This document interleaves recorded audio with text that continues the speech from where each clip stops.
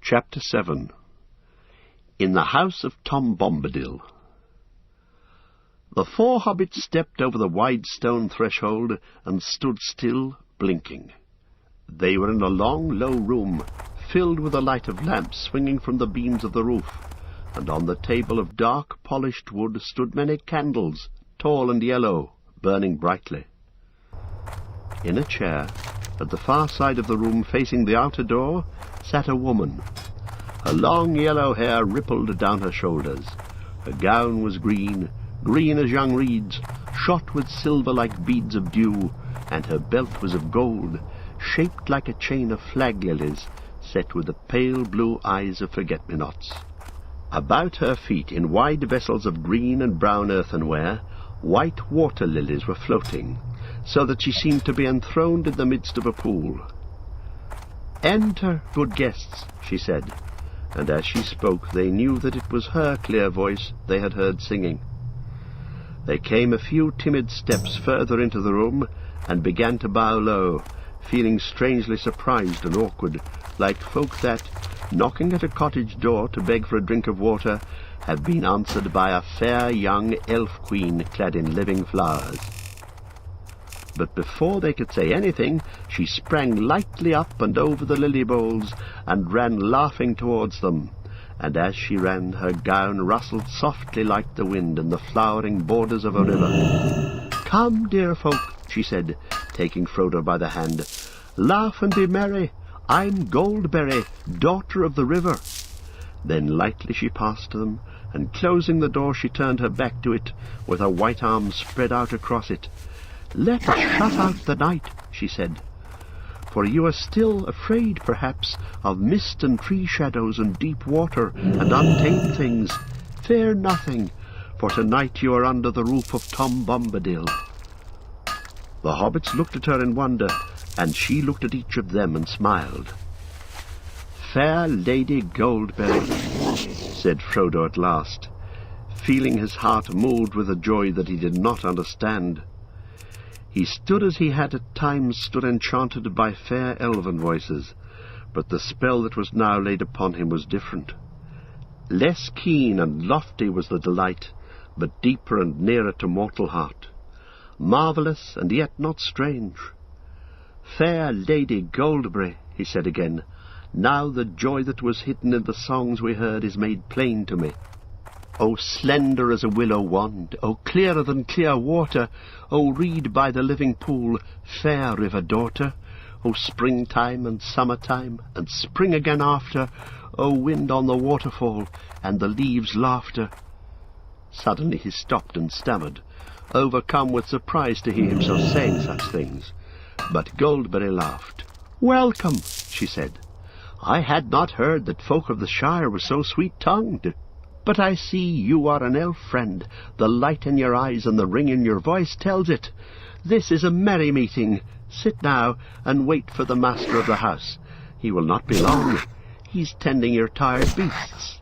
The hobbit sat down gladly in low rush-seated chairs, while Goldberry busied herself about the table, and their eyes followed her, for the slender grace of her movement filled them with quiet delight. From somewhere behind the house came the sound of singing. Every now and again they caught among many a derry-doll and a merry-doll and a ring-a-ding-dillo the repeated words, "Old Tom Bombadil is a merry fellow, bright blue his jacket is, and his boots are yellow."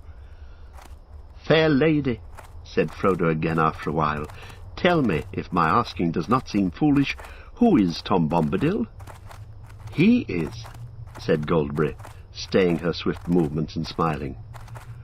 Frodo looked at her questioningly. "He is as you have seen him," she said in answer to his look. "He is the master of wood, water, and hill." "Then all this strange land belongs to him?" "No, it's he," she answered, and her smile faded. "That would indeed be a burden," she added in a low voice, as if to herself. "The trees and the grasses and all things growing or living in the land belong each to themselves. Tom Bombadil is the master. No one has ever caught old Tom walking in the forest, wading in the water, leaping on the hilltops under light and shadow. He has no fear. Tom Bombadil is master." A door opened, and in came Tom Bombadil. He had now no hat, and his thick brown hair was crowned with autumn leaves. He laughed, and going to Goldberry, took her hand.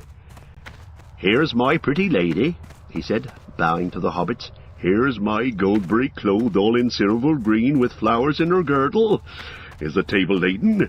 I see yellow cream and honeycomb, and white bread and butter, milk, cheese, and green herbs, and ripe berries gathered. Is that enough for us? Is the supper ready?" "It is," said Goldberry, "but the guests perhaps are not." Tom clapped his hands and cried, "Tom, Tom, your guests are tired, and you had near forgotten. Come now, my merry friends, and Tom will refresh you. You shall clean grimy hands and wash your weary faces, cast off your muddy cloaks, and comb out your tangles." He opened the door, and they followed him down a short passage and round a sharp turn. They came to a low room with a sloping roof, a penthouse, it seemed, built on to the north end of the house. Its walls were of clean stone, but they were mostly covered with green hanging mats and yellow curtains. The floor was flagged and strewn with fresh green rushes. There were 4 deep mattresses, each piled with white blankets, laid on the floor along one side. Against the opposite wall was a long bench laden with wide earthenware basins, and beside it stood brown ewers filled with water, some cold, some steaming hot. There were soft green slippers set ready beside each bed. Before long, washed and refreshed, the hobbits were seated at the table, 2 on each side, while at either end sat Goldberry and the master. It was a long and merry meal. Though the hobbits ate, as only famished hobbits can eat, there was no lack. The drink in their drinking bowls seemed to be clear, cold water, yet it went to their hearts like wine and set free their voices. The guests became suddenly aware that they were singing merrily, as if it was easier and more natural than talking. At last Tom and Goldberry rose and cleared the table swiftly. The guests were commanded to sit quiet, and were set in chairs, each with a footstool to his tired feet. There was a fire in the wide hearth before them, and it was burning with a sweet smell, as if it were built of applewood. When everything was set in order, all the lights in the room were put out, except 1 lamp and a pair of candles at each end of the chimney shelf. Then Goldberry came and stood before them, holding a candle, and she wished them each a good night and deep sleep. "Have peace now," she said, "until the morning.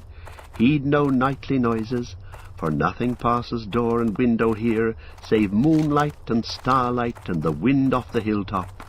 Good night." She passed out of the room with a glimmer and a rustle. The sound of her footsteps was like a stream falling gently away downhill over cool stones in the quiet of night. Tom sat on a while beside them in silence, while each of them tried to muster the courage to ask one of the many questions he had meant to ask at supper. Sleep gathered on their eyelids. At last Frodo spoke. "Did you hear me calling, Master, or was it just chance that brought you at that moment?"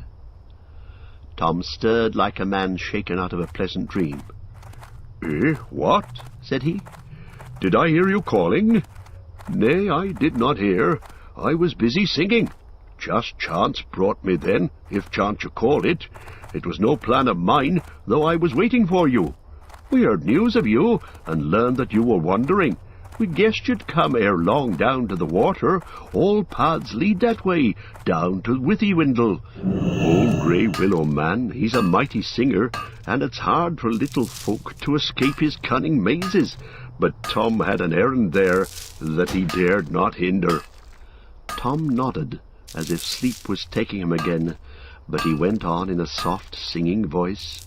"I had an errand there, gathering water lilies, green leaves and lilies white, to please my pretty lady, the last ere the year's end, to keep them from the winter, to flower by her pretty feet till the snows are melted. Each year at summer's end I go to find them for her, in a wide pool deep and clear far down Withywindle. There they open first in spring, and there they linger latest. By that pool long ago I found the river daughter, fair young Goldberry, sitting in the rushes. Sweet was her singing then, and her heart was beating." He opened his eyes and looked at them with a sudden glint of blue. "And that proved well for you, for now I shall no longer go down deep again along the forest water, not while the year is old, nor shall I be passing Old Man Willow's house this side of springtime, not till the merry spring, when the river daughter dances down the withy path to bathe in the water." He fell silent again, but Frodo could not help asking one more question, the one he most desired to have answered. "Tell us, Master," he said, "about the Willow Man. What is he? I've never heard of him before." "No, don't," said Merry and Pippin together, sitting suddenly upright. "Not now, not until the morning." "That is right," said the old man. "Now is the time for resting. Some things are ill to hear when the world's in shadow. Sleep till the morning light, rest on the pillow, heed no nightly noise, fear no grey willow." And with that he took down the lamp and blew it out, and grasping a candle in either hand, he led them out of the room.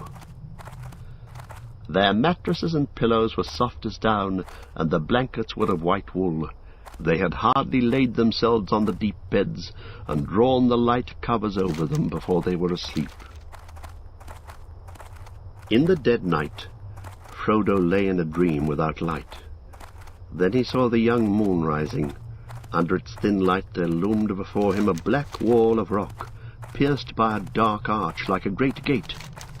It seemed to Frodo that he was lifted up, and passing over he saw that the rock wall was a circle of hills, and that within it was a plain, and in the midst of the plain stood a pinnacle of stone, like a vast tower, but not made by hands. On its top stood the figure of a man. The moon, as it rose, seemed to hang for a moment above his head, and glistened in his white hair as the wind stirred it. Up from the dark plain below came the crying of fell voices and the howling of many wolves. Suddenly a shadow, like the shape of great wings, passed across the moon. The figure lifted his arms, and a light flashed from the staff that he wielded.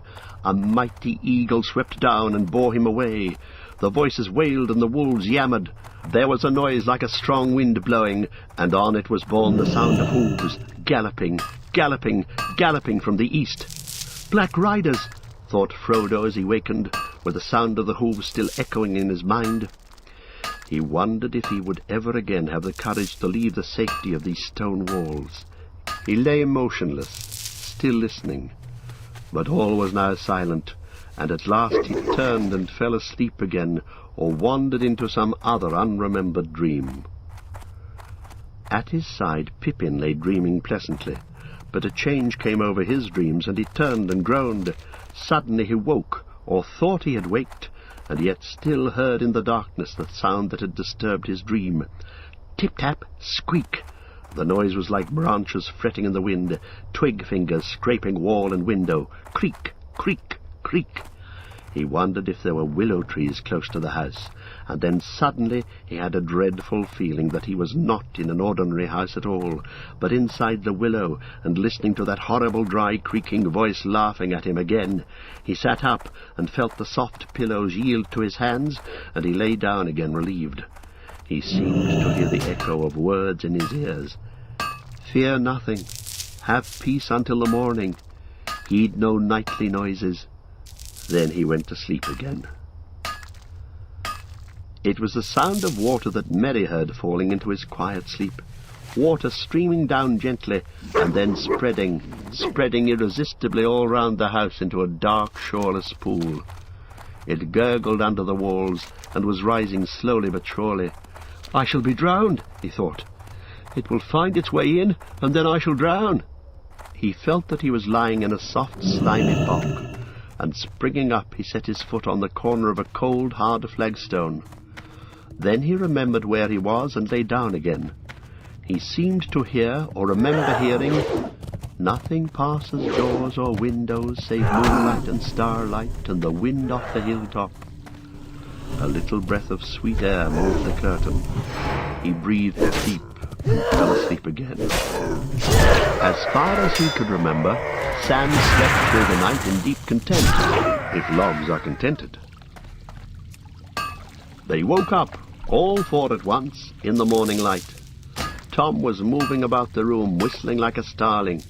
When he heard them stir, he clapped his hands and cried, "Hey, come, merry doll, dearie doll, my hearties!" He drew back the yellow curtains, and the hobbits saw that these had covered the windows at either end of the room, one looking east and the other looking west. They leapt up refreshed. Frodo ran to the eastern window, and found himself looking into a kitchen garden, grey with dew. He had half expected to see turf right up to the walls, turf all pocked with hoof-prints. Actually his view was screened by a tall line of beams on poles, but above and far beyond them the grey top of the hill loomed up against the sunrise.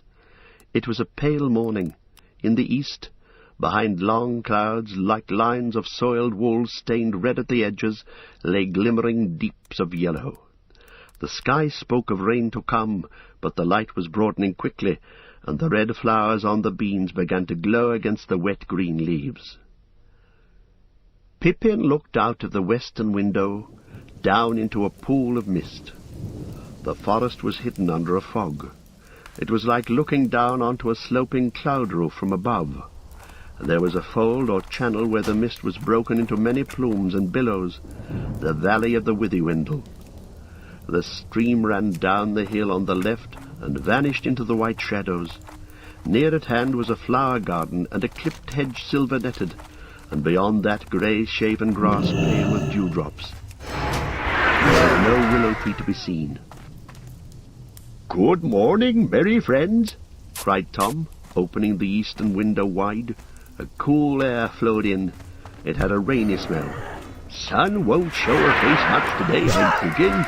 I have been walking wide, leaping on the hilltops, since the grey dawn began, nosing wind and weather, wet grass underfoot, wet sky above me. I wakened Galbraith singing under window, but naught wakes hobbit folk in the early morning. In the night little folk wake up in the darkness, and sleep after light has come. Ring-a-ding-dillo! Wake now, my merry friends, forget the nightly noises. Ring-a-ding-dillo-dell! Derry-dell, my hearties. If you come soon, you'll find breakfast on the table. If you come late, you'll get grass and rainwater. Needless to say, not that Tom's threats sounded very serious, the hobbits came soon, and left the table late, and only when it was beginning to look rather empty. Neither Tom nor Goldberry were there. Tom could be heard about the house, clattering in the kitchen, and up and down the stairs, and singing here and there outside. The room looked westward over the mist-clouded valley, and the window was open. Water dripped down from the thatched eaves above.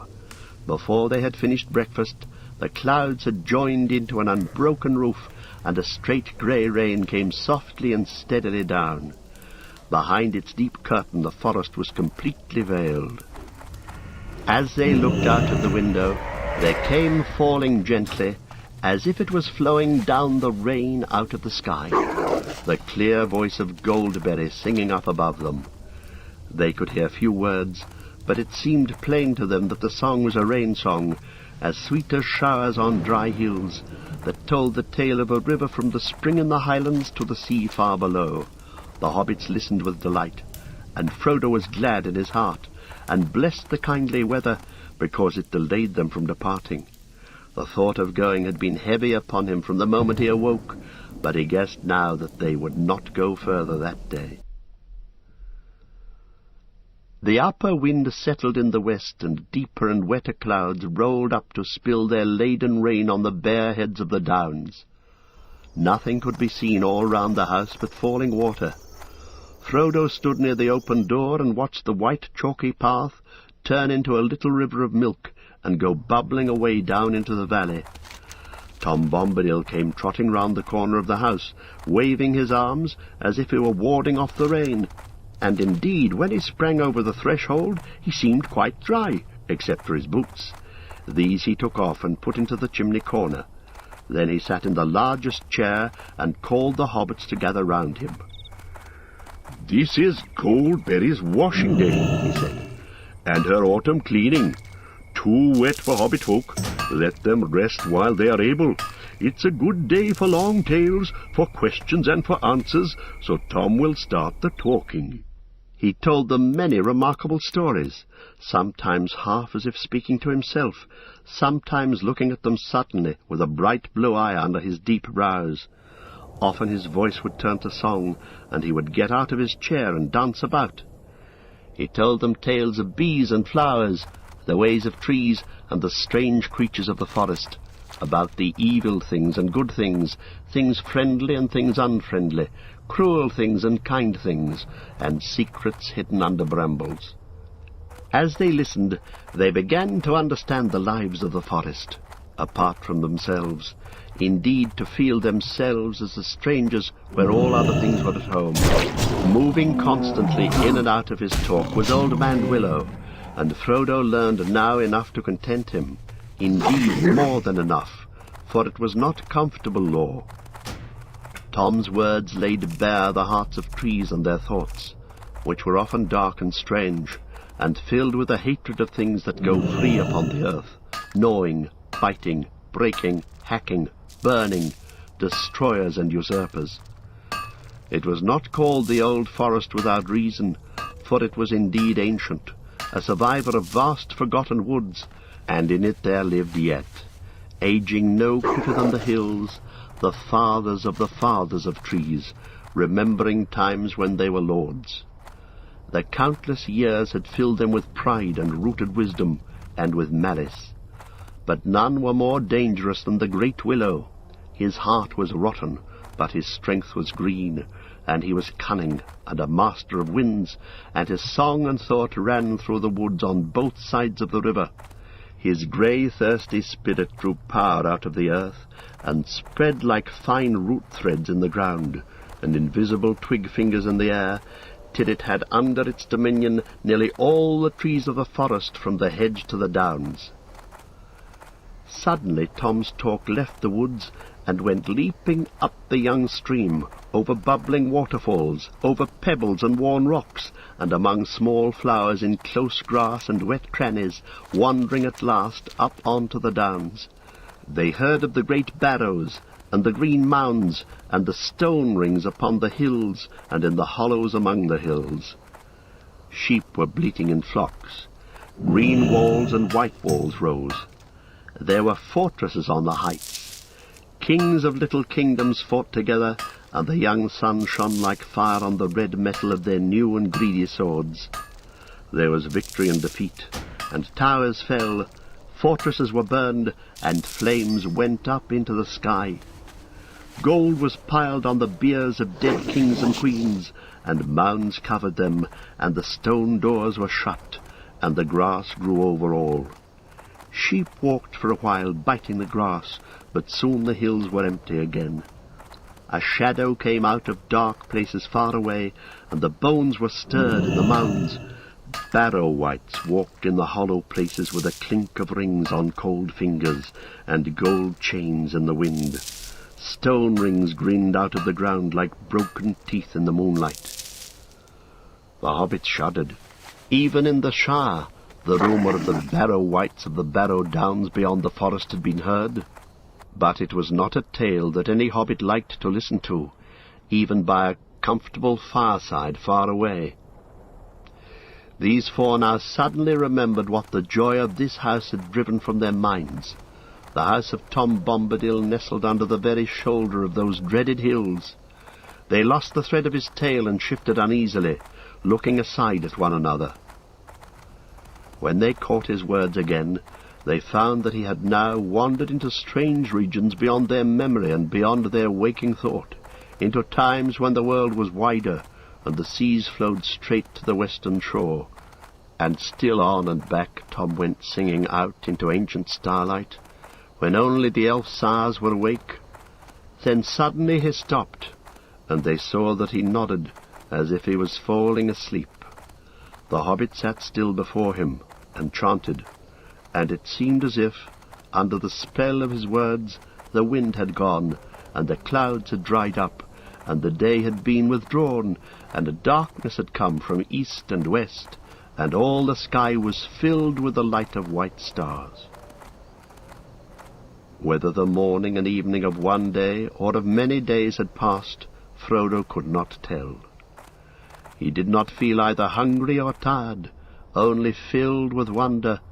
The stars shone through the window, and the silence of the heavens seemed to be round him. He spoke at last out of his wonder and a sudden fear of that silence. "Who are you, master?" he asked. "Eh, what?"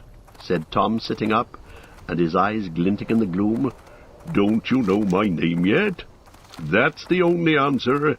Tell me, who are you, alone yourself and nameless? But you are young and I am old. Eldest, that's what I am. Mark my words, my friends. Tom was here before the river and the trees. Tom remembers the first raindrop and the first acorn.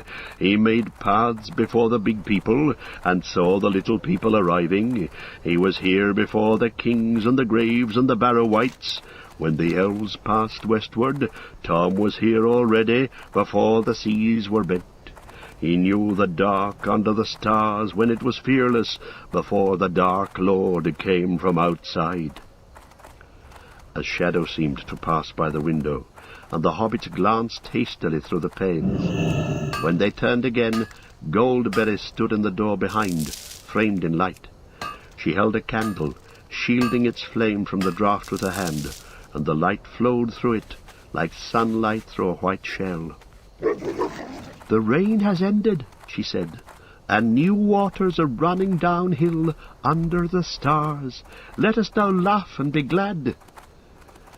"And let us have food and drink," cried Tom. "Long tales are thirsty, and long listening's hungry work, morning, noon, and evening." With that he jumped out of his chair, and with a bound took a candle from the chimney shelf and lit it in the flame that Goldberry held. Then he danced about the table. Suddenly he hopped through the door and disappeared. Quickly he returned, bearing a large and laden tray. Then Tom and Goldberry set the table, and the hobbit sat half in wonder and half in laughter. So fair was the grace of Goldberry, and so merry and odd the caperings of Tom. yet in some fashion they seemed to weave a single dance, neither hindering the other, in and out of the room, and round about the table, and with great speed. Food and vessels and lights were set in order. The boards blazed with candles, white and yellow. Tom bowed to his guests. "Supper is ready," said Goldberry, and now the hobbits saw that she was clothed all in silver with a white girdle, and her shoes were like fisher's mail. But Tom was all in clean blue, blue as rain-washed forget-me-nots, and he had green stockings. It was a supper even better than before. The hobbits, under the spell of Tom's words, may have missed one meal or many, but when the food was before them, it seemed at least a week since they had eaten. They did not sing or even speak much for a while, and paid close attention to business, but after a time their hearts and spirits rose high again, and their voices rang out in mirth and laughter.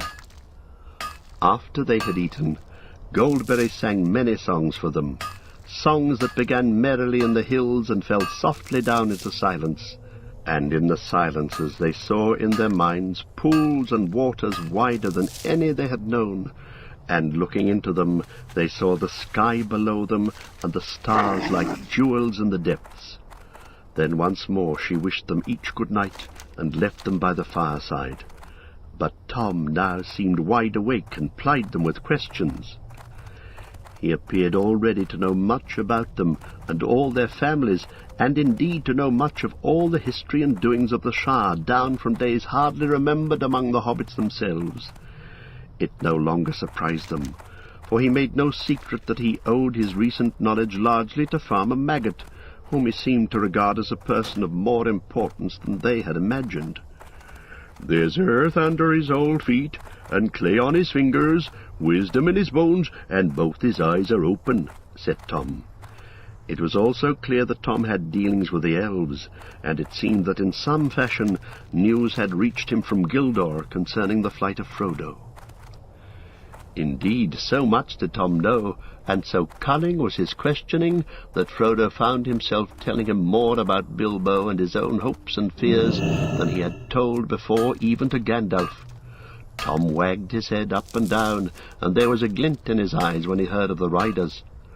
"Show me the precious ring," he said suddenly in the midst of the story, and Frodo, to his own astonishment, drew out the chain from his pocket, and unfastening the ring, handed it at once to Tom.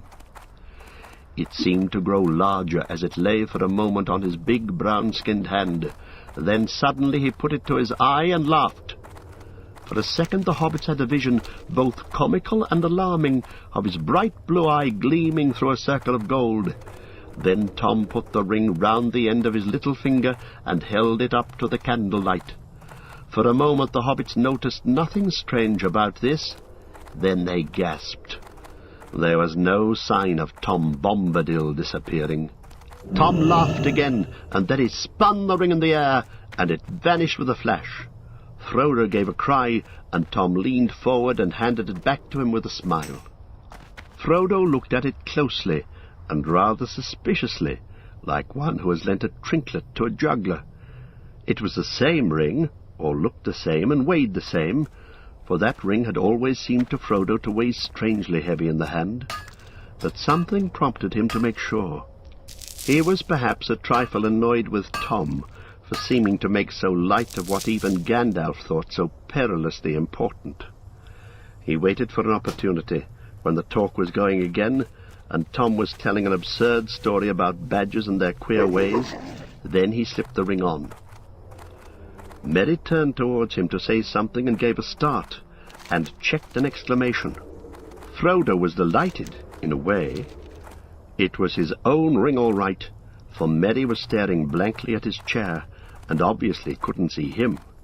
He got up and crept quietly away from the fireside toward the outer door. "Hey there!" cried Tom, glancing towards him with a most seeing look in his shining eyes. "Hey, come, Frodo, there!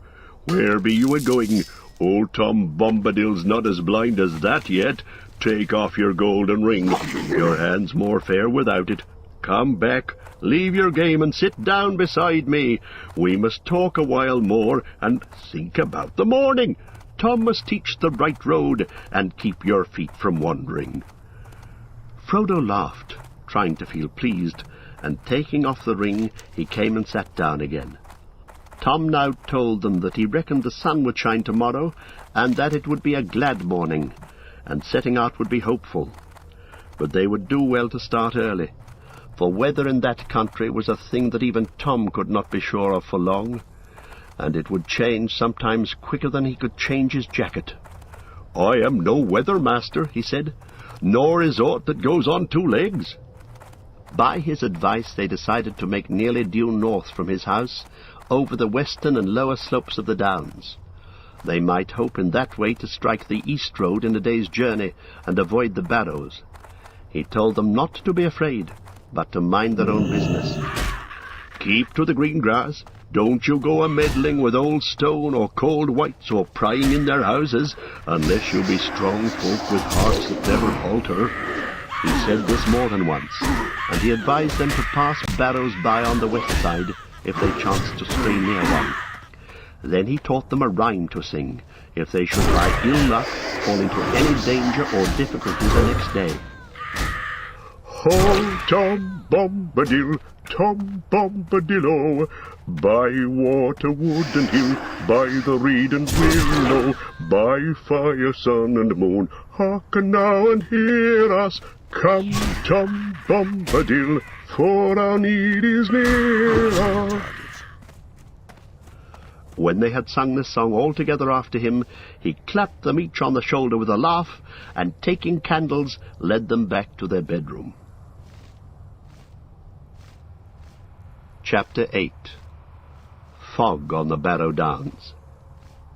That night they heard no noises, but either in his dreams or out of them, he could not tell which, Frodo heard a sweet singing running in his mind, a song that seemed to come like a pale light behind a grey rain curtain, and growing stronger to turn the veil all to glass and silver, until at last it was rolled back, and a far green country opened before him under a swift sunrise.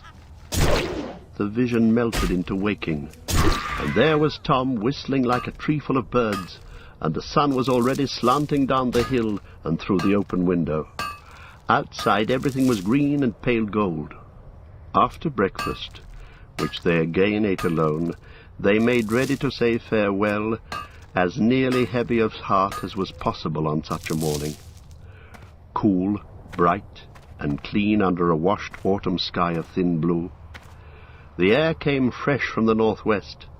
Their quiet ponies were almost frisky, sniffing and moving restlessly.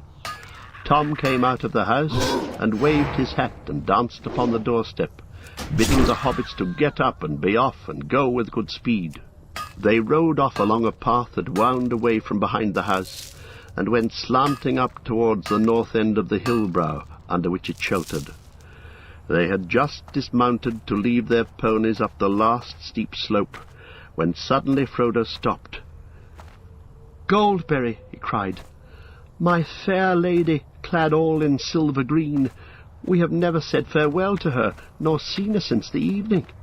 He was so distressed that he turned back, but at that moment a clear call came rippling down. There on the hill brow she stood beckoning to them. Her hair was flying loose, and as it caught the sun it shone and shimmered. A light like the glint of water on dewy grass flashed from under her feet as she danced. They hastened up the last slope, and stood breathless beside her. They bowed, but with a wave of her arm she bade them look round, and they looked out from the hilltops over lands under the misty morning. It was now as clear and far seen as it had been veiled and misty when they stood upon the knoll in the forest, which could now be seen rising pale and green out of the dark trees in the west. In that direction the land rose in wooded ridges, green, yellow, russet under the sun, beyond which lay hidden the valley of the Brandywine. To the south, over the line of the Withywindle, there was a distant glint like pale glass, where the Brandywine River made a great loop in the lowlands and flowed away out of the knowledge of the hobbits. Northward, beyond the dwindling downs, the land ran away in flats and swellings of grey and green and pale earth colours, until it faded into a featureless and shadowy distance. Eastward the Barrow Downs rose, ridge behind ridge into the morning, and vanished out of eyesight into a guess. It was no more than a guess of blue and a remote white glimmer blending with the hem of the sky, but it spoke to them, out of memory and old tales, of the high and distant mountains. They took a deep draught of the air, and felt that a skip and a few stout strides would bear them wherever they wished. It seemed faint-hearted to go jogging aside over the crumpled skirts of the downs toward the road, when they should be leaping, as lusty as Tom, over the stepping stones of the hills straight towards the mountains.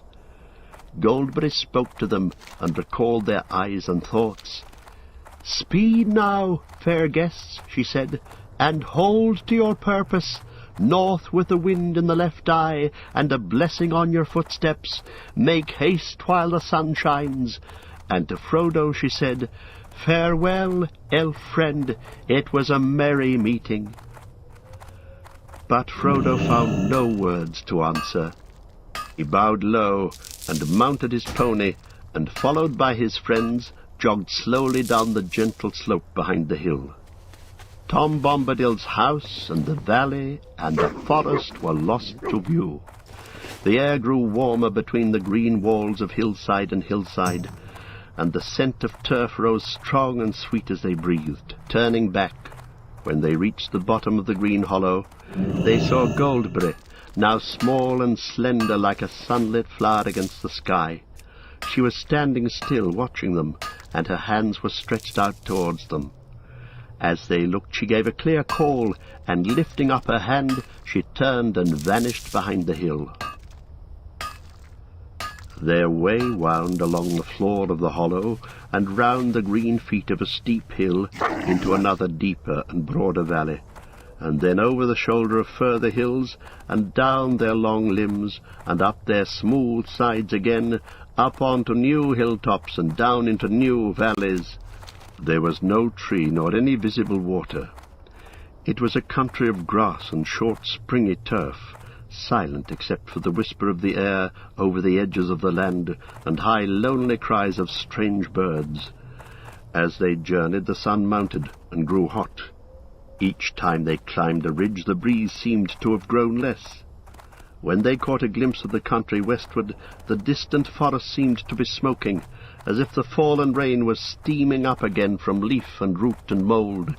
A shadow now lay round the edge of sight, a dark haze above which the upper sky was like a blue cap, hot and heavy.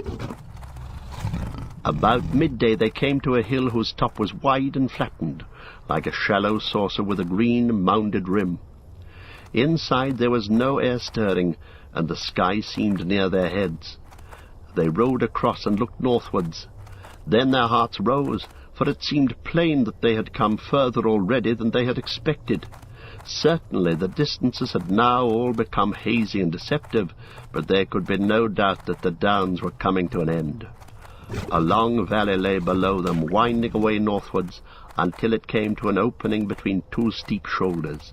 Beyond, there seemed to be no more hills. Due north they faintly glimpsed a long dark line. "That is a line of trees," said Merry, "and that must mark the road. All along it for many leagues east of the bridge there are trees growing. Some say they were planted in the old days." "Splendid," said Frodo. "If we make as good going this afternoon as we have done this morning, we shall have left the downs before the sun sets, and be jogging on in search of a camping place." But even as he spoke, he turned his glance eastwards, and he saw that on that side the hills were higher, and looked down upon them, and all those hills were crowned with green mounds, and on some were standing stones, pointing upwards like jagged teeth out of green gums. That view was somehow disquieting, so they turned from the sight, and went down into the hollow circle.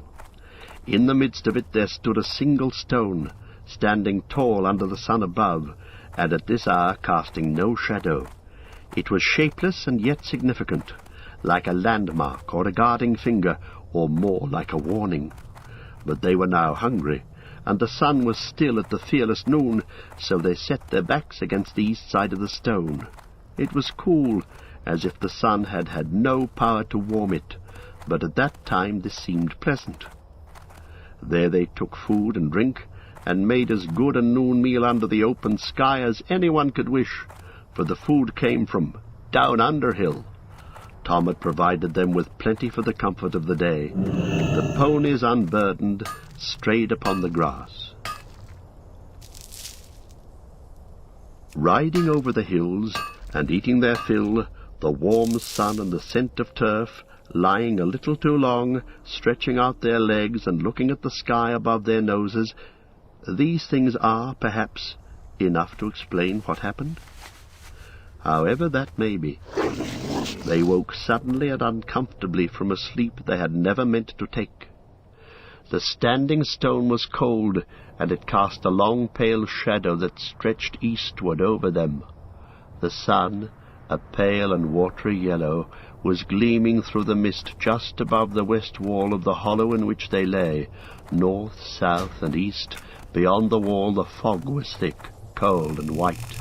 The air was silent, heavy, and chill.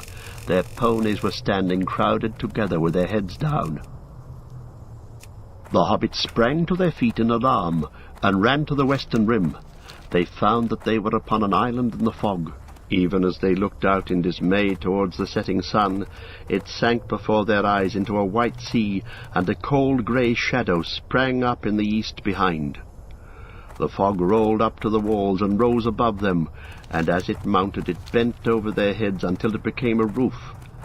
They were shut in a hall of mist whose central pillar was a standing stone. They felt as if a trap was closing about them, but they did not quite lose heart. They still remembered the hopeful view they had had of the line of the road ahead, and they still knew in which direction it lay.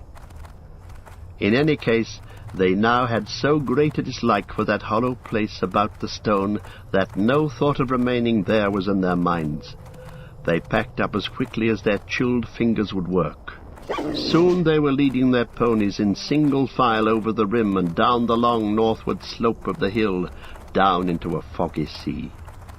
As they went down, the mist became colder and damper, and their hair hung lank and dripping on their foreheads. When they reached the bottom, it was so cold that they halted and got out cloaks and hoods, which soon became bedewed with grey drops. Then, mounting their ponies, they went slowly on again, feeling their way by the rise and fall of the ground. They were steering, as well as they could guess, for the gate-like opening at the far northward end of the long valley which they had seen in the morning. Once they were through the gap, they had only to keep on in anything like a straight line, and they were bound in the end to strike the road. Their thoughts did not go beyond that, except for a vague hope that perhaps away beyond the downs there might be no fog. Their going was very slow. To prevent their getting separated and wandering in different directions, they went in five, with Frodo leading. Sam was behind him, and after him came Pippin, and then Merry. The valley seemed to stretch on endlessly. Suddenly Frodo saw a hopeful sign.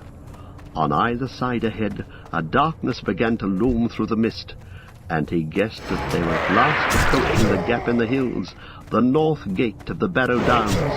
If they could pass that, they would be free. "Come on! Follow me!" he called back over his shoulder, and he hurried forward. But his hope soon changed to bewilderment and alarm. The dark patches grew darker, but they shrank, and suddenly he saw, towering ominous before him and leaning slightly towards one another like the pillars of a headless door, two huge standing stones. He could not remember having seen any sign of these in the valley when he looked out from the hill in the morning.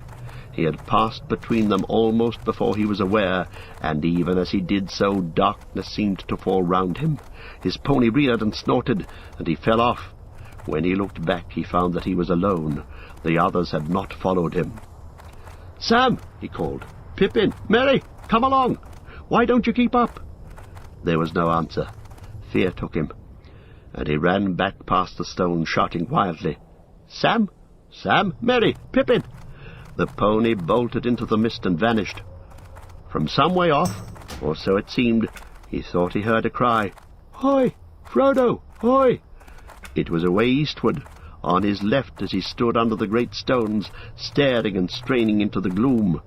He plunged off into the direction of the call, and found himself going steeply uphill. As he struggled on, he called again, and kept on calling more and more frantically. But he heard no answer for some time, and then it seemed faint and far ahead and high above him. "Frodo, hoy!" came the thin voices out of the mist, and then a cry that sounded like "Help! Help!" often repeated, ending with a last "Help!" that trailed off into a long wail suddenly cut short. He stumbled forward with all the speed he could towards the cries, but the light was now gone, and clinging night had closed about him, so that it was impossible to be sure of any direction. He seemed all the time to be climbing up and up. Only the change in the level of the ground at his feet told him when he at last came to the top of a ridge or hill. He was weary, sweating and yet chilled. It was wholly dark. "Where are you?" he cried out miserably. There was no reply. He stood listening. He was suddenly aware that it was getting very cold, and that up here a wind was beginning to blow, an icy wind. A change was coming in the weather. The mist was flowing past him now in shreds and tatters. His breath was smoking, and the darkness was less near and thick. He looked up and saw with surprise that faint stars were appearing overhead amid the strands of hurrying cloud and fog. The wind began to hiss over the grass. He imagined suddenly that he caught a muffled cry, and he made towards it, and even as he went forward the mist was rolled up and thrust aside, and the starry sky was unveiled. A glance showed him that he was now facing southwards, and was on a round hilltop, which he must have climbed from the north. Out of the east the biting wind was blowing. To his right there loomed against the westward stars a dark black shape. A great barrow stood there. "Where are you?" he cried again, both angry and afraid. "Here," said a voice deep and cold, that seemed to come out of the ground. "I am waiting for you." "No," said Frodo, but he didn't run away. His knees gave, and he fell on the ground. Nothing happened, and there was no sound. Trembling, he looked up, in time to see a tall, dark figure like a shadow against the stars. It leaned over him. He thought there were two eyes, very cold, though lit with a pale light that seemed to come from some remote distance. Then a grip stronger and colder than iron seized him. The icy touch froze his bones, and he remembered no more. When he came to himself again, for a moment he could recall nothing except a sense of dread. Then suddenly he knew that he was imprisoned, caught hopelessly. He was in a barrow. A barrow wight had taken him, and he was probably already under the dreadful spells of the barrow wights, about which whispered tales spoke. He dared not move, but lay as he found himself, flat on his back upon a cold stone, with his hands on his breast. But though his fear was so great that it seemed to be part of the very darkness that was round him, he found himself as he lay, thinking about Bilbo Baggins and his stories, of their jogging along together in the lanes of the Shire, and talking about roads and adventures. There is a seed of courage hidden, often deeply it is true, in the heart of the fattest and most timid hobbit, waiting for some final and desperate danger to make it grow. Frodo was neither very fat nor very timid. Indeed, though he did not know it, Bilbo and Gandalf had thought him the best hobbit in the Shire. He thought he'd come to the end of his adventure, and a terrible end, but the thought hardened him. He found himself stiffening, as if for a final spring. He no longer felt limp like a helpless prey. As he lay there, thinking and getting a hold of himself, he noticed all at once that the darkness was slowly giving way. A pale greenish light was growing round him. It did not at first show him what kind of a place he was in, for the light seemed to be coming out of himself and from the floor beside him, and had not yet reached the roof or wall. He turned, and there in the cold glow he saw lying beside him Sam, Pippin, and Merry. They were on their backs, and their faces looked deathly pale, and they were clad in white. About them lay many treasures, of gold maybe, though in that light they looked cold and unlovely. On their heads were circlets, gold chains were about their waists, and on their fingers were many rings. Swords lay by their sides, and shields were at their feet. But across their 3 necks lay one long naked sword. Suddenly a song began, a cold murmur rising and falling. The voice seemed far away and immeasurably dreary, sometimes high in the air and thin, sometimes like a low moan from the ground. Out of the formless stream of sad but horrible sounds, strings of words would now and again shape themselves. Grim, hard, cold words, heartless and miserable. The night was railing against the morning of which it was bereaved, and the cold was cursing the warmth for which it hungered. Frodo was chilled to the marrow. After a while the song became clearer, and with dread in his heart he perceived that it had changed into an incantation. Cold be hand and heart and bone, and cold be sleep under stone, never more to wake on stony bed, never till the sun fails and the moon is dead. In the black wind the stars shall die, and still on gold here let them lie, till the dark Lord lifts his hand over dead sea and withered land. He heard behind his head a creaking and scraping sound. Raising himself on one arm he looked, and saw now in the pale light that they were in a kind of passage which behind them turned a corner. Round the corner a long arm was groping, walking on its fingers towards Sam, who was lying nearest, and towards the hilt of the sword that lay upon him.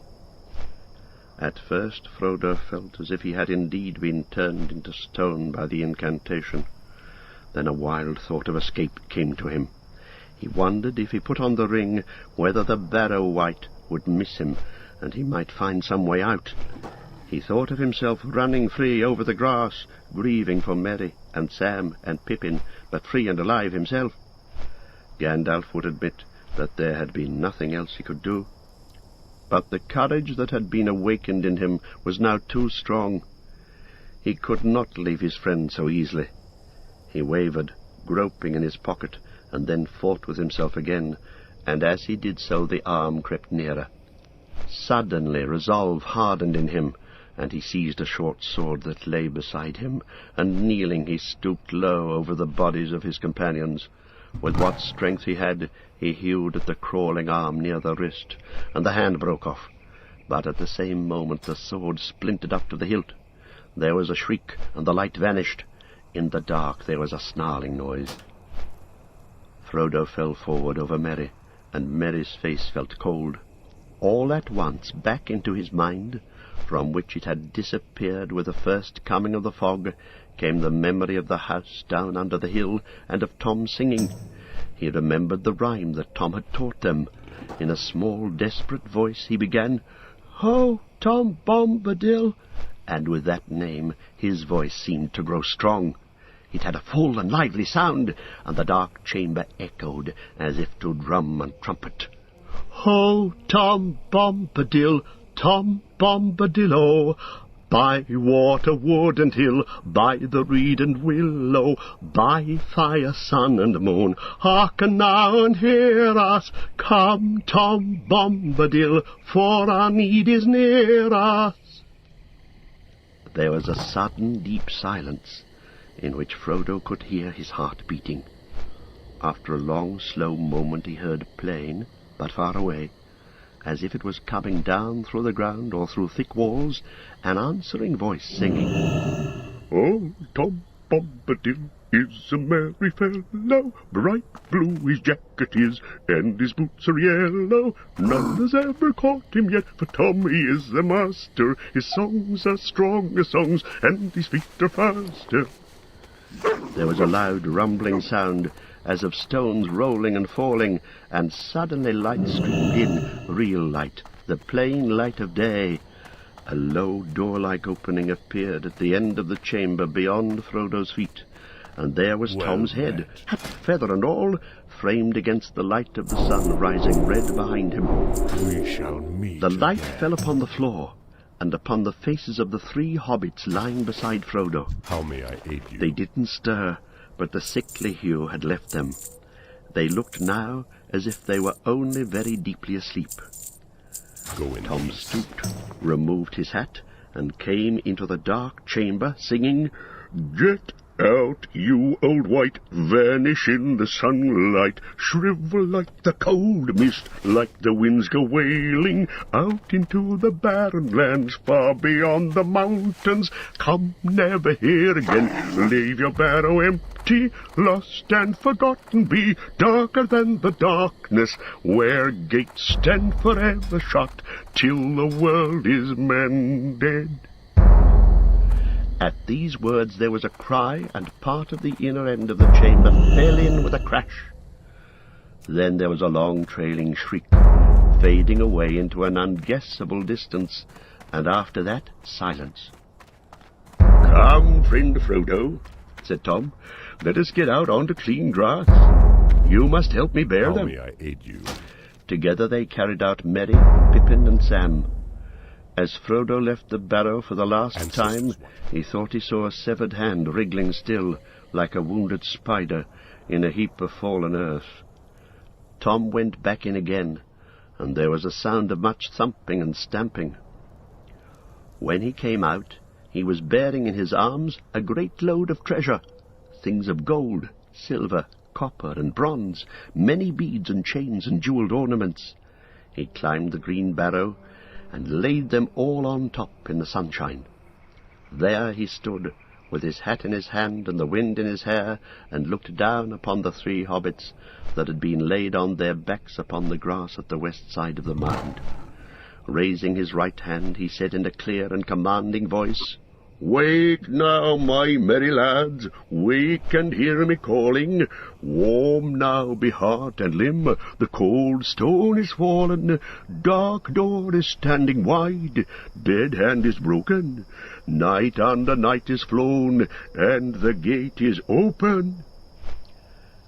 To Frodo's great joy the hobbits stirred, stretched their arms, rubbed their eyes, and then suddenly sprang up. They looked about in amazement, first at Frodo, and then at Tom standing large as life on the barrow top above them, and then at themselves in their thin white rags, crowned and belted with pale gold, and jingling with trinkets. "What in the name of wonder?" began Merry, feeling the golden circlet that had slipped over one eye. Then he stopped, and a shadow came over his face, and he closed his eyes. "Of course, I remember," he said. "The men of Carn Dum came on us at night, and we were worsted. Ah, the spear in my heart!" He clutched at his breast. "No, no," he said, opening his eyes. "What am I saying? I've been dreaming. Where did you get to, Frodo?" "I thought that I was lost," said Frodo, "but I don't want to speak of it. Let us think of what we are to do now. Let us go on." "Dressed up like this, sir?" said Sam. "Where are my clothes?" He flung his circlet, belt, and rings on the grass, and looked round helplessly, as if he expected to find his cloak, jacket, and breeches, and other hobbit garments lying somewhere to hand. "You won't find your clothes again," said Tom, bounding down from the mound, and laughing as he danced round them in the sunlight.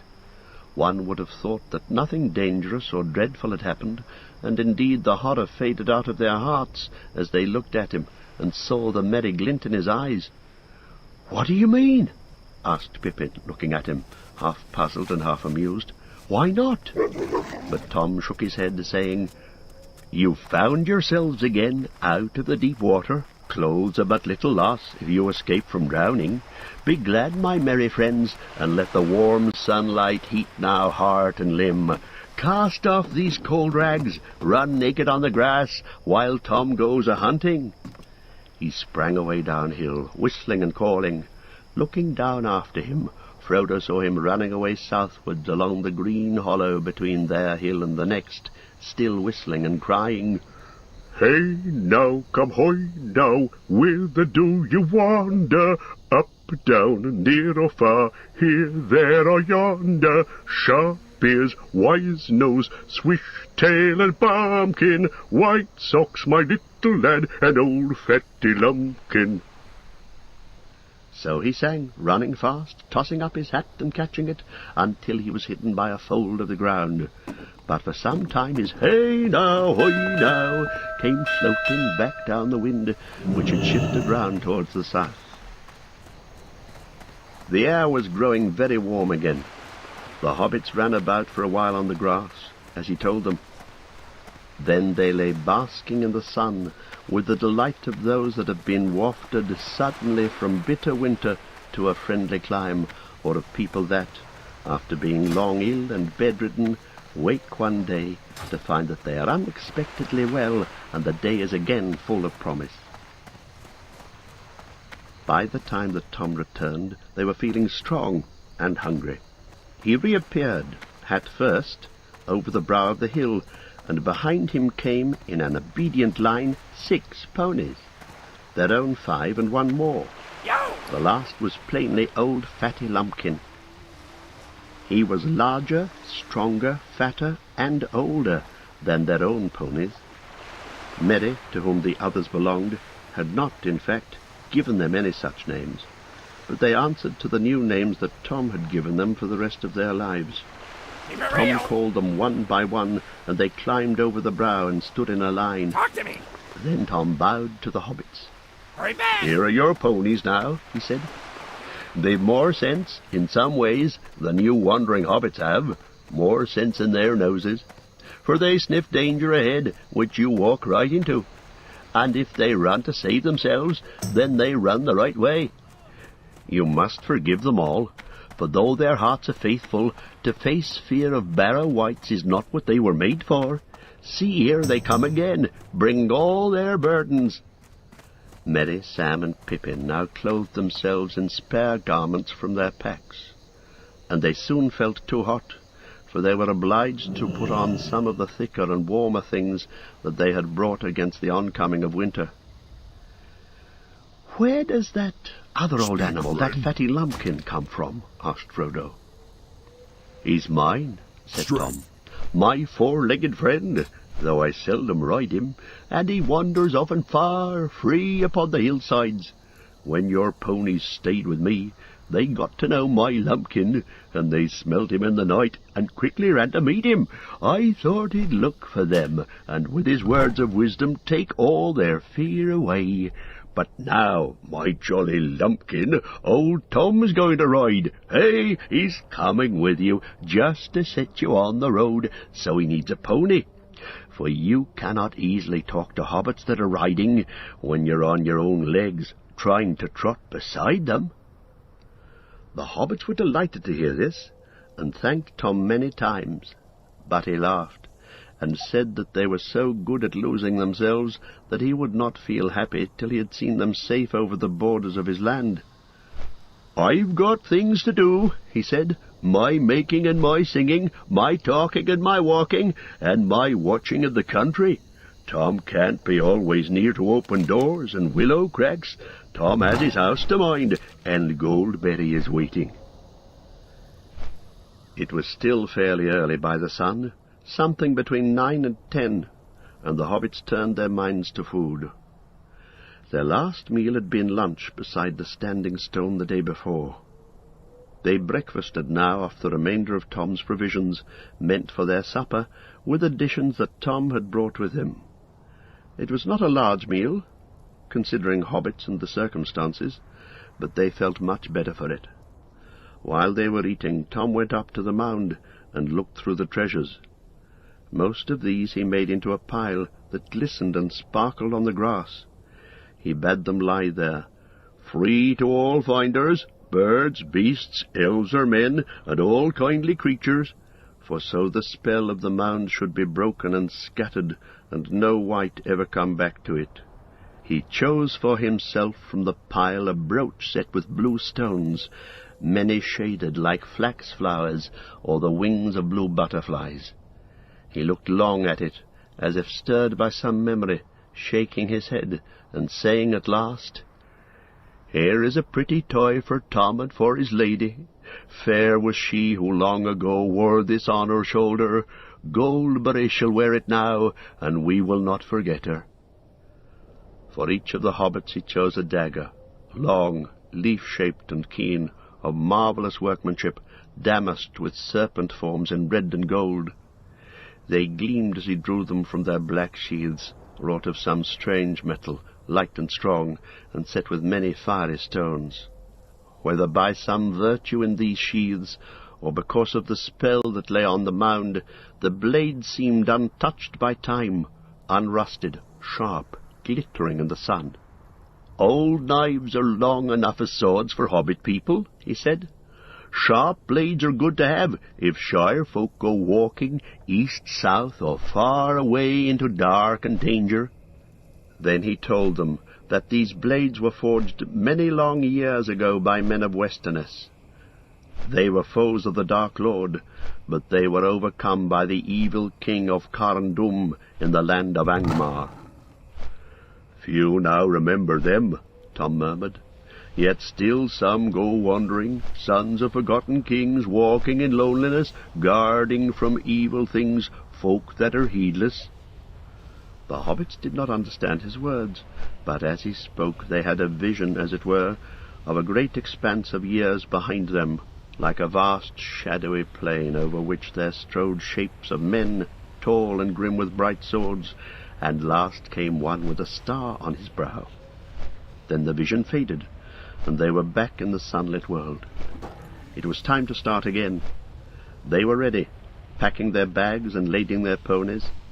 Their new weapons they hung on their leather belts under their jackets, feeling them very awkward, and wondering if they would be of any use. Fighting had not before occurred to any of them as one of the adventures in which their flight would land them. At last they set off. They led their ponies down the hill, and then mounting they trotted quickly along the valley. They looked back and saw the top of the old mound on the hill, and from it the sunlight on the gold went up like a yellow flame. Then they turned the shoulder of the downs, and it was hidden from view. Though Frodo looked about him on every side, he saw no sign of the great stone standing like a gate, and before long they came to the northern gap and rode swiftly through, and the land fell away before them. It was a merry journey, with Tom Bombadil trotting gaily beside them, or before them on Fatty Lumpkin, who could move much faster than his girth promised. Tom sang most of the time, but it was chiefly nonsense, or else perhaps a strange language unknown to the hobbits, an ancient language whose words were mainly those of wonder and delight. They went forward steadily, but they soon saw that the road was further away than they had imagined. Even without a fog, their sleep at midday would have prevented them from reaching it until after nightfall on the day before. The dark line they had seen was not a line of trees, but a line of bushes growing on the edge of a deep dike, with a steep wall on the further side. Tom said that it had once been the boundary of a kingdom, but a very long time ago. He seemed to remember something sad about it, and wouldn't say much. They climbed down and out of the dike, and through a gap in the wall, and then Tom turned due north, for they had been bearing somewhat to the west.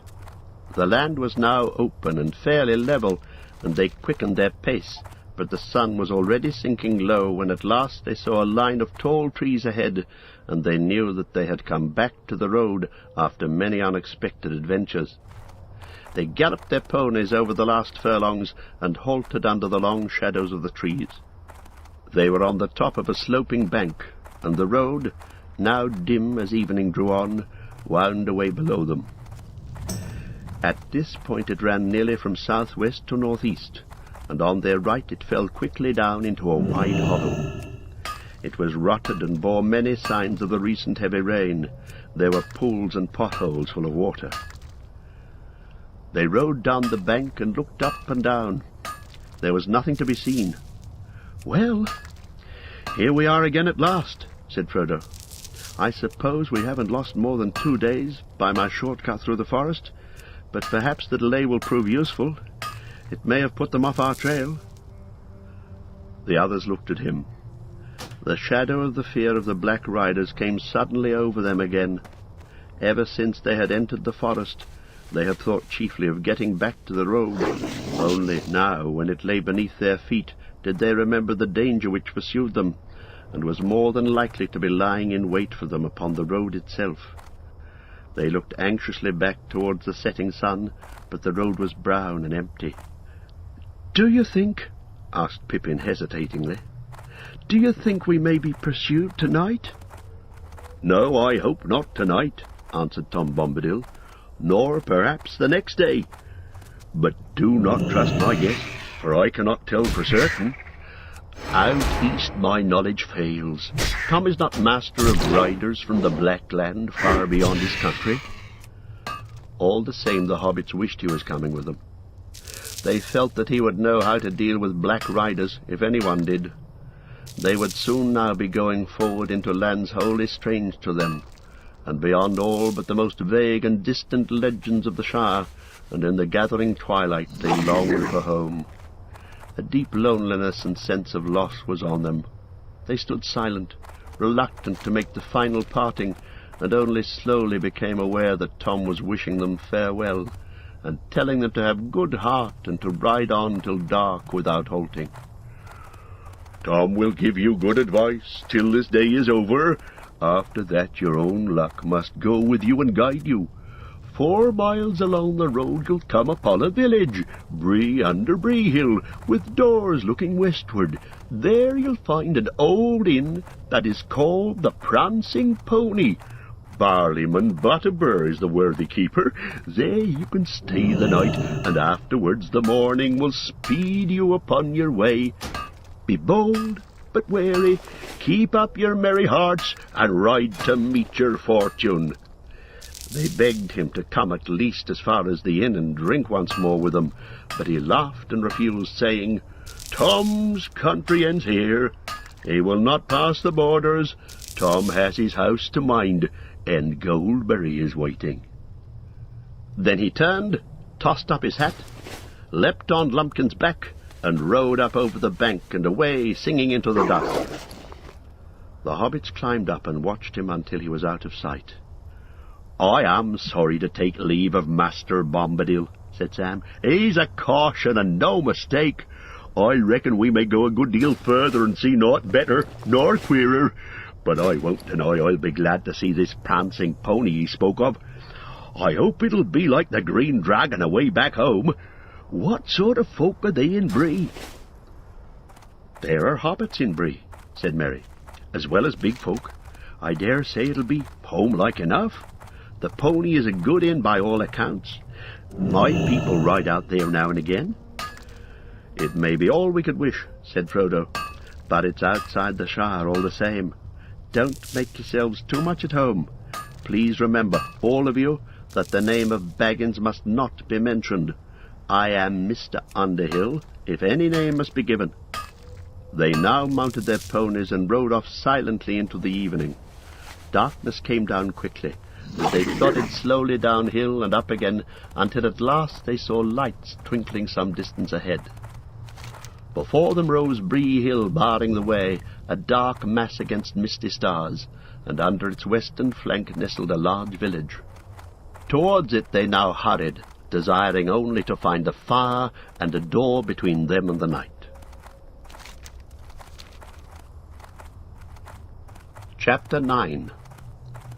At the Sign of the Prancing Pony.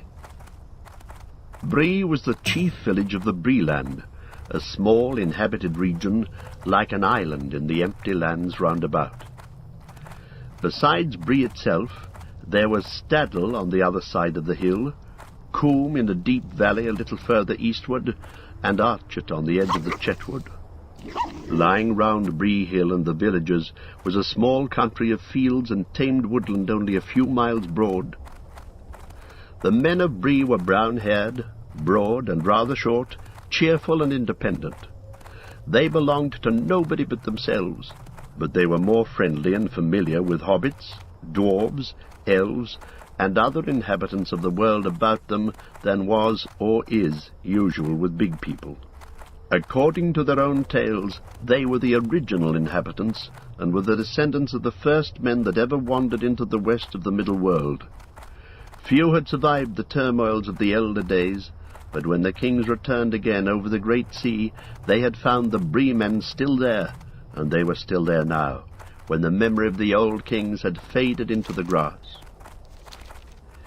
In those days no other men had settled dwellings so far west, or within 100 leagues of the Shire. But in the wild lands beyond Bree there were mysterious wanderers. The Bree folk called them rangers, and knew nothing of their origin. They were taller and darker than the men of Bree, and were believed to have strange powers of sight and hearing, and to understand the languages of beasts and birds. They roamed at will southwards, and eastwards even as far as the misty mountains, but they were now few and rarely seen. When they appeared they brought news from afar, and told strange forgotten tales which were eagerly listened to. But the Bree folk did not make friends of them. There were also many families of hobbits in the Bree land, and they claimed to be the oldest settlement of hobbits in the world, one that was founded long before even the Brandywine was crossed and the Shire colonized. They lived mostly in Staddle, though there were some in Bree itself, especially on the higher slopes of the hill, above the houses of the men. The big folk and the little folk, as they called one another, were on friendly terms, minding their own affairs in their own ways, but both rightly regarding themselves as necessary parts of the Bree folk. Nowhere else in the world was this peculiar but excellent arrangement to be found. The Bree folk, big and little, didn't themselves travel much, and the affairs of the 4 villages were their chief concern. Occasionally the hobbits of Bree went as far as Buckland, or the East Farthing, but though their little land was not much farther than a day's riding east of the Brandywine Bridge, the hobbits of the Shire now seldom visited it. An occasional Bucklander or adventurous Took would come out to the inn for a night or two, but even that was becoming less and less usual. The Shire hobbits referred to those of Bree, and to any others that lived beyond the borders, as outsiders, and took very little interest in them, considering them dull and uncouth. There were probably many more outsiders scattered about in the west of the world in those days than the people of the Shire imagined. Some, doubtless, were no better than tramps, ready to dig a hole in any bank and stay only as long as it suited them. But in the Bree land, at any rate, the hobbits were decent and prosperous, and no more rustic than most of their distant relatives inside. It was not yet forgotten that there had been a time when there was much coming and going between the Shire and Bree. There was Bree blood in the Brandybucks by all accounts. The village of Bree had some 100 stone houses of the big folk, mostly above the road, nestling on the hillside with windows looking west. On that side, running in more than half a circle from the hill and back to it, there was a deep dyke with a thick hedge on the inner side. Over this the road crossed by a causeway, but where it pierced the hedge it was barred by a great gate. There was another gate in the southern corner where the road ran out of the village. The gates were closed at nightfall, but just inside them were small lodges for the gatekeepers. Down on the road, where it swept to the right to go round the foot of the hill, there was a large inn. It had been built long ago, when the traffic on the roads had been far greater, for Bree stood at an old meeting of ways. Another ancient road crossed the east road just outside the dyke at the western end of the village, and in former days men and other folk of various sorts had travelled much on it. Strange as news from Bree was still a saying in the East Farthing, descending from those days when news from north, south, and east could be heard in the inn, and when the Shire hobbits used to go more often to hear it. But the northern lands had long been desolate, and the north road was now seldom used. It was grass-grown, and the Bree folk called it the Greenway. The Inn of Bree was still there, however, and the innkeeper was an important person. His house was a meeting place for the idle, talkative, and inquisitive among the inhabitants, large and small, of the 4 villages, and a resort of rangers and other wanderers, and for such travellers, mostly dwarves, as still journeyed on the east road to and from the mountains. It was dark, and white stars were shining, when Frodo and his companions came at last to the Greenway crossing and drew near the village. They came to the west gate and found it shut, but at the door of the lodge beyond it there was a man sitting. He jumped up and fetched a lantern, and looked over the gate at them in surprise. "What do you want, and where do you come from?" he asked gruffly. "We are making for the inn here," answered Frodo. "We are journeying east and cannot go further tonight." "Hobbits? 4 hobbits, and what's more, out of the Shire by their talk," said the gatekeeper, softly as if speaking to himself. He stared at them darkly for a moment, and then slowly opened the gate and let them ride through. "We don't often see Shire folk riding on the road at night," he went on, as they halted a moment by his door. "You'll pardon my wondering what business takes you away east to Bree? What may your names be, might I ask?" "Our names and our business are our own, and this doesn't seem a good place to discuss them," said Frodo, not liking the look of the man or the tone of his voice. "Your business is your own, no doubt," said the man, "but it's my business to ask questions after nightfall." "We're hobbits from Buckland, and we have a fancy to travel and to stay at the inn here," put in Merry. "I am Mr. Brandybuck. Is that enough for you? The Bree folk used to be fair-spoken to travellers, or so I had heard." All right, said the man. "I meant no offence, but you'll find maybe that more folk than old Harry at the gate will be asking you questions. There's queer folk about. If you go on to the pony, you'll find you're not the only guests." He wished them good night, and they said no more. But Frodo could see in the lantern light that the man was still eyeing them curiously. He was glad to hear the gate clang to behind them as they rode forward. He wondered why the man was so suspicious, and whether anyone had been asking for news of a party of hobbits. Could it have been Gandalf? He might have arrived while they were delayed in the forest and the downs. But there was something in the look and the voice of the gatekeeper that made him uneasy.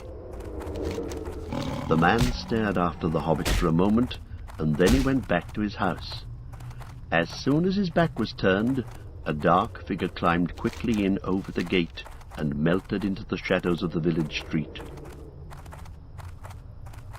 The hobbits rode on up a gentle slope, passing a few detached houses, and drew up outside the inn.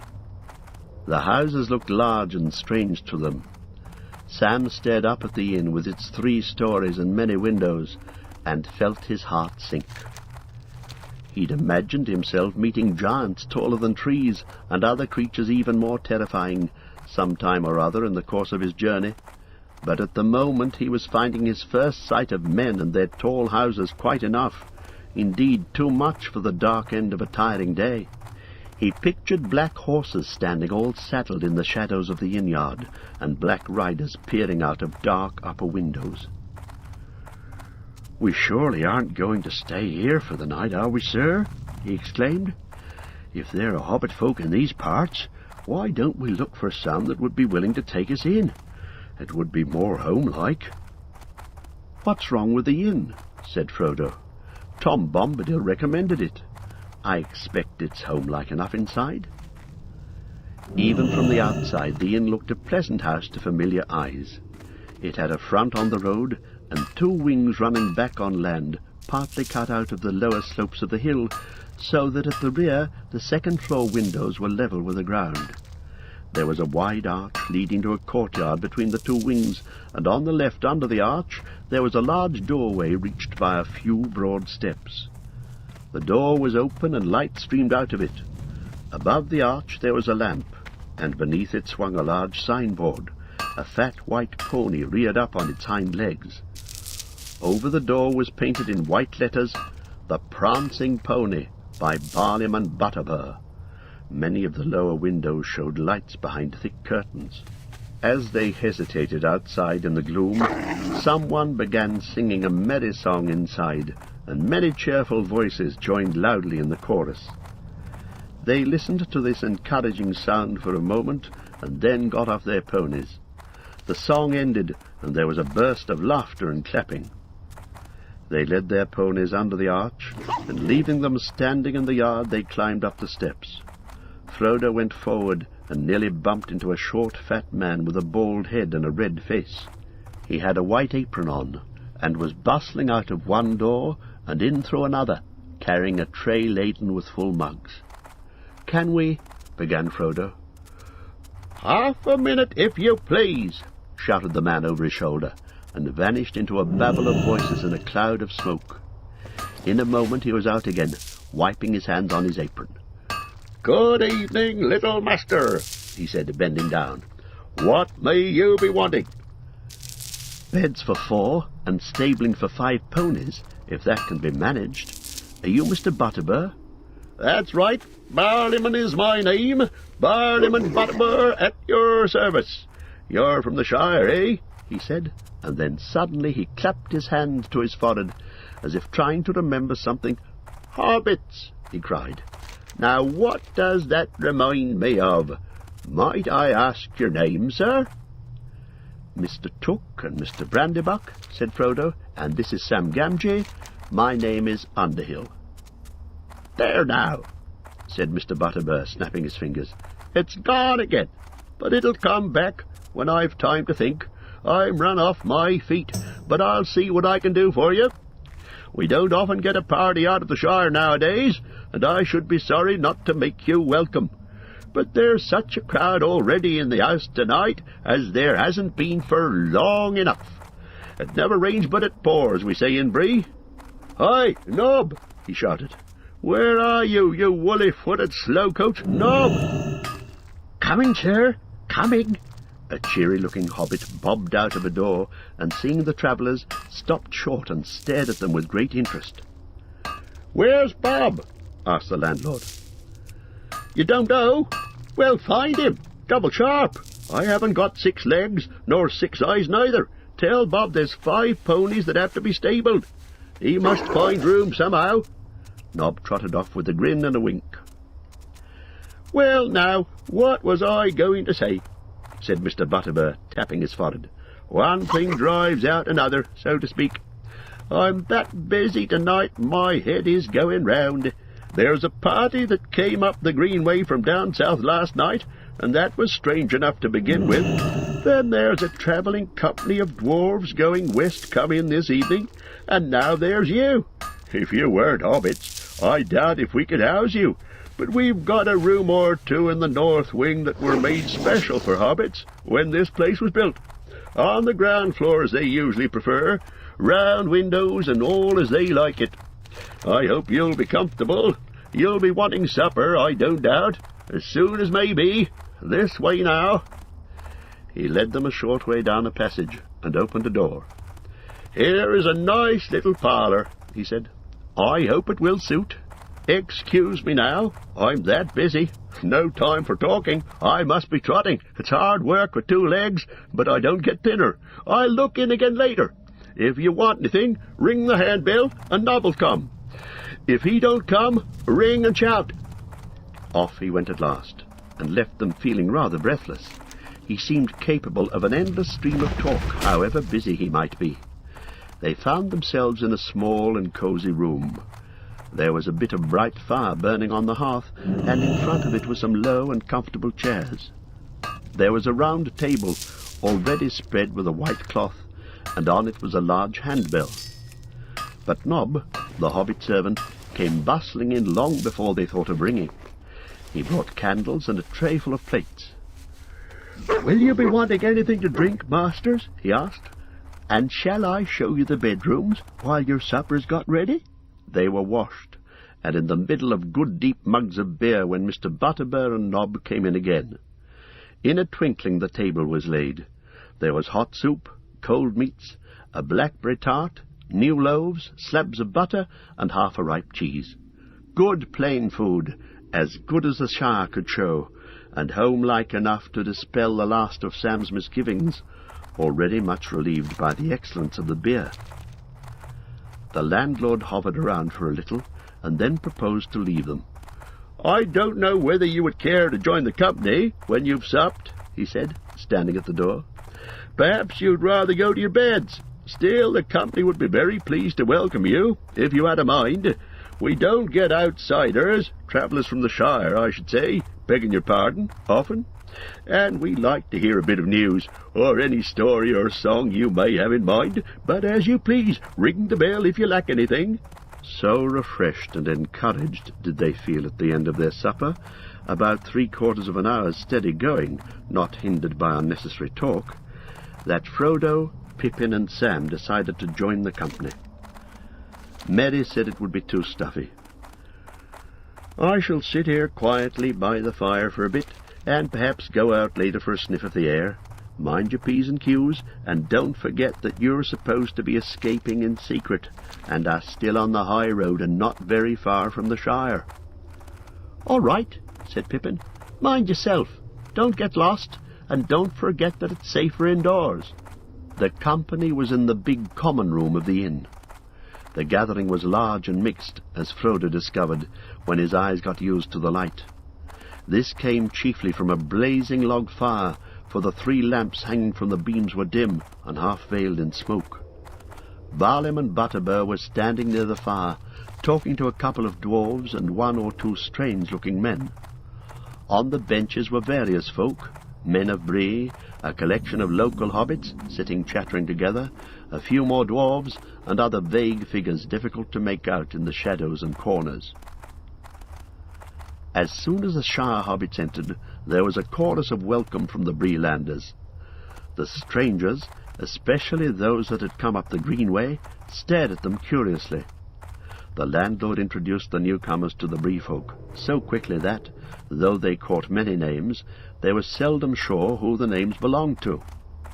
The men of Bree seemed all to have rather botanical, and to the Shire folk rather odd names, like Rushlight, Goatleaf, Heathertoes, Appledore, Thistlewool, and Ferny, not to mention Butterbur. Some of the hobbits had similar names. The Mugworts, for instance, seemed numerous, but most of them had natural names, such as Banks, Brockhouse, Longholes, Sandheaver, and Tunnelly, many of which were used in the Shire. There were several Underhills from Staddle, and as they could not imagine sharing a name without being related, they took Frodo to their hearts as a long-lost cousin. The Bree hobbits were, in fact, friendly and inquisitive, and Frodo soon found that some explanation of what he was doing would have to be given. He gave out that he was interested in history and geography, at which there was much wagging of heads, although neither of these words were much used in the Bree dialect. He said he was thinking of writing a book, at which there was silent astonishment, and that he and his friends wanted to collect information about hobbits living outside the Shire, especially in the eastern lands. At this a chorus of voices broke out. If Frodo had really wanted to write a book, and had had many ears, he would have learned enough for several chapters in a few minutes, and if that was not enough, he was given a whole list of names, beginning with Old Barleyman here, to whom he could go for further information. But after a time, as Frodo didn't show any sign of writing a book on the spot, the hobbits returned to their questions about doings in the Shire. Frodo didn't prove very communicative, and he soon found himself sitting alone in a corner, listening and looking around. The men and dwarves were mostly talking of distant events, and telling news of a kind that was becoming only too familiar. There was trouble away in the south, and it seemed that the men who had come up the greenway were on the move, looking for lands where they could find some peace. The Bree folk were sympathetic, but plainly not very ready to take a large number of strangers into their land. One of the travellers, a squint-eyed, ill-favoured fellow, was foretelling that more and more people would be coming north in the near future. If room isn't found for them, they'll find it for themselves. They've a right to live, same as other folk," he said loudly. The local inhabitants didn't look pleased at the prospect. The hobbits didn't pay much attention to all this, and it didn't at the moment seem to concern hobbits. Big folk could hardly beg for lodgings in hobbit holes. They were more interested in Sam and Pippin, who were now feeling quite at home, and were chatting gaily about events in the Shire. Pippin roused a good deal of laughter with an account of the collapse of the roof of the town hall in Delving. Will Whitfoot, the mayor, and the fattest hobbit in the West Farthing had been buried in chalk, and came out like a floured dumpling. But there were several questions asked that made Frodo a little uneasy. One of the Breelanders, who seemed to have been in the Shire several times, wanted to know where the Underhills lived and who they were related to. Suddenly Frodo noticed that a strange-looking, weather-beaten man sitting in the shadows near the wall was also listening intently to the hobbit talk.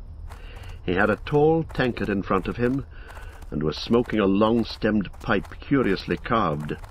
His legs were stretched out before him, showing high boots of supple leather that fitted him well, but had seen much wear, and were now caked with mud. A travel-stained cloak of heavy, dark green cloth was drawn close about him, and in spite of the heat of the room, he wore a hood that overshadowed his face. But the gleam of his eyes could be seen as he watched the hobbits. "Who's that?" Frodo asked, when he got a chance to whisper to Mr. Butterbur. "I don't think you introduced him." "Him?" said the landlord in an answering whisper, cocking an eye without turning his head. "I don't rightly know. He's one of the wandering folk, rangers we call them. He seldom talks, not but what he can tell a rare tale when he has the mind. He disappears for a month or a year, and then he pops up again. He was in and out pretty often last spring, but I haven't seen him about lately. What his right name is I've never heard, but he's known round here as Strider. Goes about at a great pace on his long shanks, though he don't tell nobody what cause he has to hurry. But there's no accounting for east and west, as we say in Bree, meaning the rangers and the Shire folk, begging your pardon. Funny you should ask about him." But at that moment Mr. Butterbur was called away by a demand for more ale, and his last remark remained unexplained. Frodo found that Strider was now looking at him, as if he'd heard or guessed all that had been said. Presently, with a wave of his hand and a nod, he invited Frodo to come over and sit by him. As Frodo drew near, he threw back his hood, showed a shaggy head of dark hair flecked with grey, and in a pale, stern face a pair of keen grey eyes. "I'm called Strider," he said in a low voice.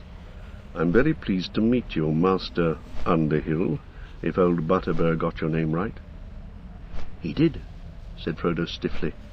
He felt far from comfortable under the stare of those keen eyes.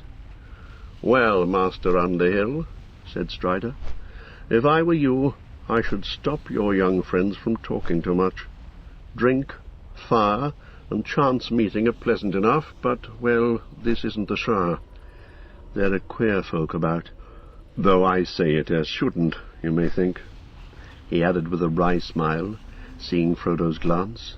"And there have been even stranger travellers through Bree lately," he went on, watching Frodo's face. Frodo returned his gaze but said nothing, and Strider made no further sign. His attention seemed suddenly to be fixed on Pippin. To his alarm, Frodo became aware that the ridiculous young Took, encouraged by his success with the fat mare of Delving, was now actually giving a comic account of Bilbo's farewell party. He was already giving an imitation of the speech, and was drawing near to the astonishing disappearance. Frodo was annoyed. It was a harmless enough tale for most of the local hobbits, no doubt. Just a funny story about those funny people away beyond the river, but some, old Butterbur, for instance, knew a thing or two, and had probably heard rumours long ago about Bilbo's vanishing. It would bring the name of Baggins to their minds, especially if there had been inquiries in Bree after that name. Frodo fidgeted, wondering what to do. Pippin was evidently much enjoying the attention he was getting, and had become quite forgetful of their danger. Frodo had a sudden fear that in his present mood he might even mention the ring, and that might well be disastrous. "You had better do something quick," whispered Strider in his ear. Frodo jumped up and stood on a table and began to talk. The attention of Pippin's audience was disturbed. Some of the hobbits looked at Frodo and laughed and clapped, thinking that Mr. Underhill had taken as much ale as was good for him. Frodo suddenly felt very foolish, and found himself, as was his habit when making a speech, fingering the things in his pocket. He felt the ring on its chain, and quite unaccountably the desire came over him to slip it on and vanish out of the silly situation. It seemed to him somehow as if the suggestion came to him from outside, from someone or something in the room. He resisted the temptation firmly, and clasped the ring in his hand, as if to keep a hold on it and prevent it from escaping or doing any mischief. At any rate, it gave him no inspiration. He spoke a few very suitable words, as they would have said in the Shire. "We are all very much gratified by the kindness of your reception, and I venture to hope that my brief visit will help to renew the old ties of friendship between the Shire and Bree." And then he hesitated and coughed. Everyone in the room was now looking at him. "A song!" shouted one of the hobbits. "A song! A song!" shouted all the others.